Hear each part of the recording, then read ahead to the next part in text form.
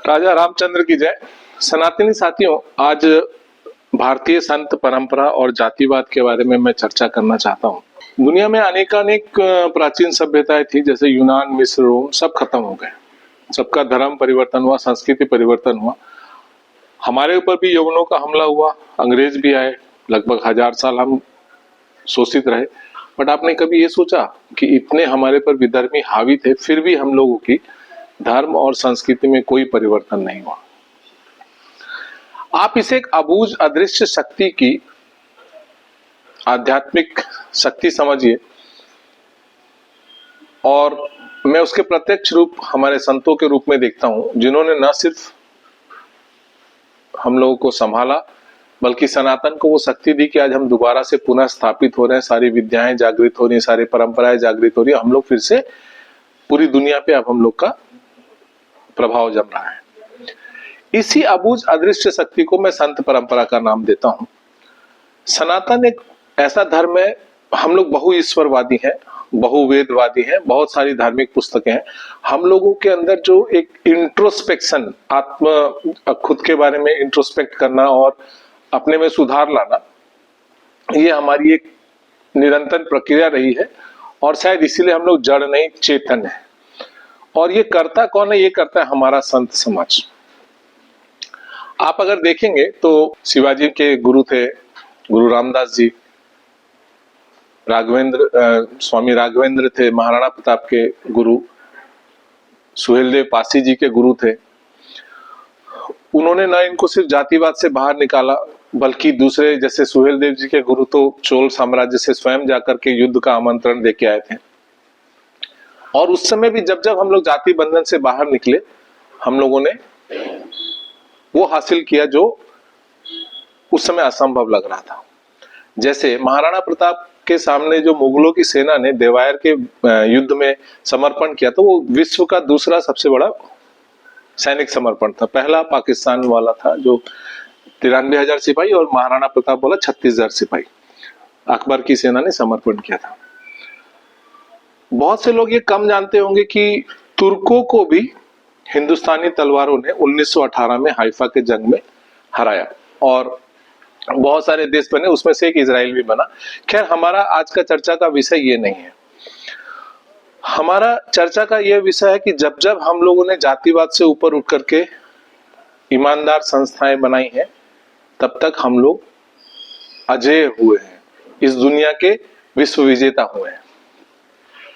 हमारे संतों ने जाति को समाज से बांटने, समाज को जो जाति में बांटने के बहुत सारे प्रयास हुए, उसमें काफी सारा इन्होंने विरोध किया। उसमें है स्वामी विवेकानंद, स्वामी श्रद्धानंद, स्वामी सहजानंद सरस्वती, सुब्रमण्यम स्वामी, बसवा, चक्रधर स्वामी, चैतन्य महाप्रभु। इतने महापुरुषों ने हमारे इस सभ्यता और इस संस्कृति को जातिवाद से मुक्त करना चाहा कि नाम लेना भी बहुत ही, मतलब क्षमा चाहूंगा, उतने नाम भी नहीं ले पाऊंगा। अगर निकट इतिहास में देखें तो चुनाव, मतलब इलेक्शन क्या बोलते हैं उसको, आजादी के जस्ट पहले 4 महापुरुषों का नाम लेना चाहूंगा। संतों के नहीं, संतों के अलावा 4 महापुरुषों का नाम लेना चाहूंगा जो जातिवाद के खिलाफ लड़े। Doctor BR Ambedkar, doctor Rajendra Prasad, doctor Veer Savarkar, और एक केरल में एक राज्य है त्रिवेंद्रम। त्रिवेंद्रम एक्चुअली मंदिरों का राजा कहा जाता है। तो चितिरा तिरुमल देवेंद्र वर्मा उनके राजा हुआ करते थे वो। और देखिए, इतिहास हम लोगों को इतिहास पे शोध करने की कितनी आवश्यकता है। रत्नागिरी, नासिक, ये सब बहुत अगल बगल है। अंबेडकर साहब जब विराट हिंदुत्व, जब सावरकर जी जब विराट हिंदुत्व की बात करते हैं, तो वो 1929 में रत्नागिरी में दलितों का जनेऊ संस्कार शुरू करते हैं, उपनयन संस्कार। हिंदुओं की बहुत बड़ा संस्कार है सनातन का। 1931 तक वो एक पतित पावन मंदिर का निर्माण करते हैं, जहां पे कि सर्व एक साथ सहभोज होते हैं। जगन्नाथपुरी में जहां सहभोज होता है, वैसे भोज होता है, सारी जातियां एक साथ बैठ के खाती हैं। 1930 में एक घटना घटती है। अंबेडकर साहब चाहते हैं कालाराम टेम्पल, और कालाराम टेम्पल में जा करके वो इसमें आंदोलन शुरू करते हैं, टेम्पल एंट्री, इस शूद्रों को टेम्पल एंट्री करना होगा। 12 नवंबर 1936 आते आते ये सारी घटनाएं 1928 से 1938 के बीच में है। 12 नवंबर 1936 को राजेंद्र प्रसाद जी और महाराजा त्रावणकोर एक प्रोक्लामेशन देते हैं, जिसको बोला जाता है इतिहास में त्रावणकोर प्रोक्लामेशन, जिसके तहत मंदिरों में दलितों का प्रवेश शुरू होता है। आजादी मिलते ही हम लोग रिवर्स डायरेक्शन में, जो सुधार हमारे संत महात्मा ला रहे थे वो अचानक से रिवर्स डायरेक्शन में चला जाता है। अंबेडकर साहब साइडलाइन हो जाते हैं, डॉक्टर राजेंद्र प्रसाद, सभी लोग मतलब देखा जाए, और सावरकर जी को तो ऐसा लगता है जैसे पता नहीं, खैर कोई बात नहीं, सभी लोग हमारे साइडलाइन हो जाते हैं।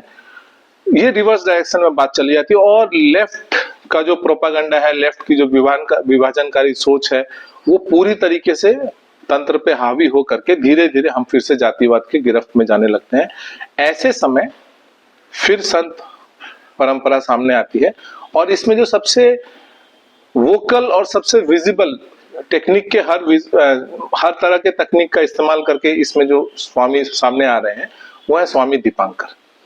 उनका एक छोटा सा वीडियो मैं उनके फेसबुक से लिया हूं, यहाँ डाल दे रहा हूँ। जय श्री राम और बहुत बहुत शुभकामनाएं आपको, हिंदू समाज को, सनातनी समाज को, जिन्होंने जातियों में विभाजित ना होकर एक हिंदू होने के संकल्प को चुना।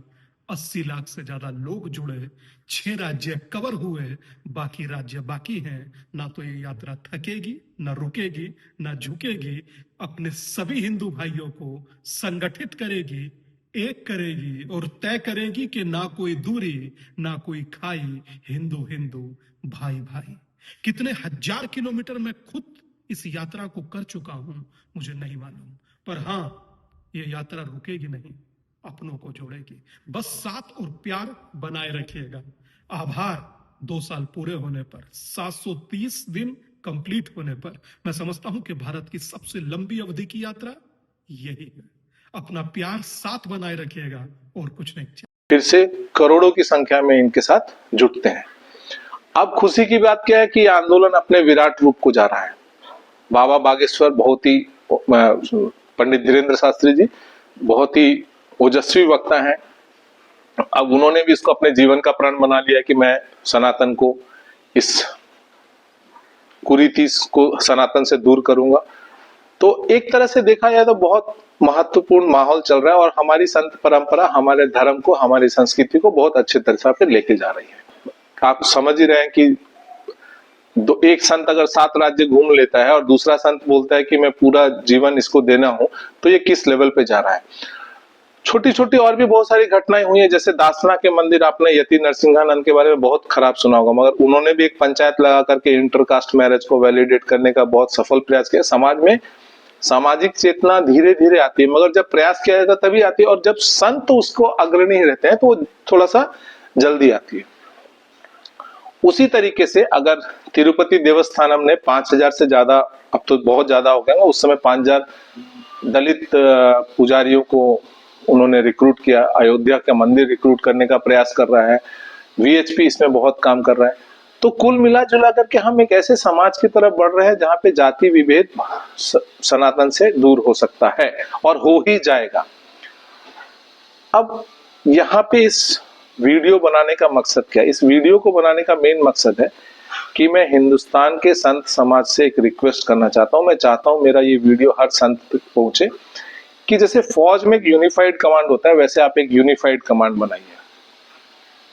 क्योंकि अब वक्त है कि जिस तरह से धर्म परिवर्तन हिंदुस्तान में हुआ है, अब हम अपने मंदिरों को अपने हाथ में ले, और उसके पैसे को विशुद्ध रूप से एजुकेशन और हॉस्पिटल पे खर्चा करते हुए हम ये जो धर्म परिवर्तन के कुचक्र को हम लोग ना सिर्फ रोके, बल्कि इसको रिवर्स करें।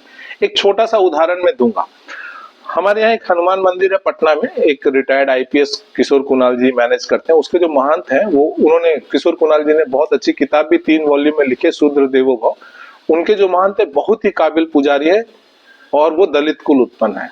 बट उनको दलित कुल उत्पन्न होने की वजह से नहीं, वो बहुत अच्छे ज्ञानी पुरुष है, ब्राह्मण है।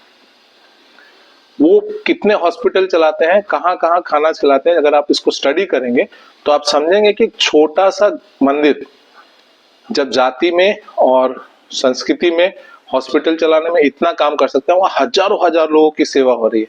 तो अगर हमारे सारे मंदिर इकट्ठे हो जाएं तो हम क्या नहीं कर सकते हैं। ये जो धर्म परिवर्तन का कुचक्र है, ना सिर्फ ये रुकेगा बल्कि इसका इम्पैक्ट जो है वो रिवर्स भी होगा। इसलिए ये वीडियो बना रहा हूं ताकि ये घर घर पहुंचे। संत परंपरा पे मैं और भी वीडियो बनाऊंगा, जैसे आयुर्वेद और योग के ऊपर, और ये जो मंदिरों वाला इशू है उस पर भी एक मेजर वीडियो बनेगा। मगर अभी आप लोगों से निवेदन है कि ये सारे संतों तक ये वीडियो पहुंचाए और हम लोग आगे की तैयारी करें। जय जय श्री राम।